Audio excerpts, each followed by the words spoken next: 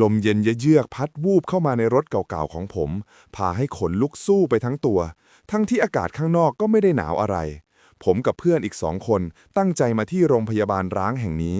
โรงพยาบาลที่เคยรุ่งเรืองแต่กลับต้องปิดตัวลงอย่างปริศนาเมื่อ10 กว่าปีก่อนเรื่องเล่าลือถึงวิญญาณพยาบาลที่ยังคงวนเวียนอยู่ที่นี่ทำให้พวกเราอยากมาพิสูจน์ด้วยตาตัวเอง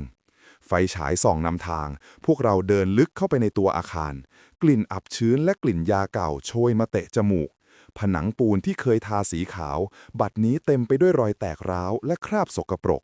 เราเดินผ่านห้องพักผู้ป่วยที่ว่างเปล่าเตียงเก่าๆล้มระเนระนาดมีใครเดินมาเสียงเท้าหนักๆดังใกล้เข้ามาเราหันไปมองตามเสียงแต่ก็ไม่พบใครเพื่อนคนหนึ่งเริ่มหน้าซีดเขาบอกว่าเห็นเงาคนวูบผ่านหน้าต่างไปผมพยายามบอกให้เขาใจเย็นๆอาจจะเป็นแค่แสงเงาจากข้างนอกแต่ผมเองก็เริ่มรู้สึกไม่ดีเหมือนกัน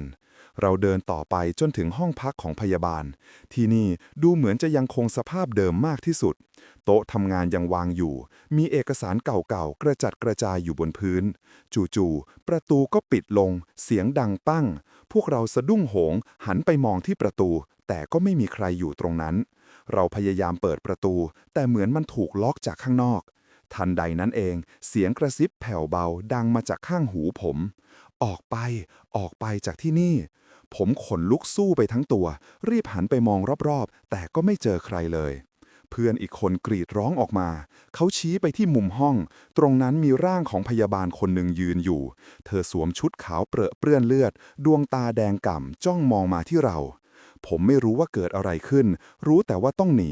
เราพยายามเปิดประตูอีกครั้งคราวนี้มันเปิดออกอย่างง่ายดายพวกเรารีบวิ่งออกมาจากโรงพยาบาลร้างแห่งนั้นอย่างไม่คิดชีวิตจนถึงวันนี้ผมก็ยังไม่รู้ว่าสิ่งที่เจอในโรงพยาบาลร้างนั้นคืออะไร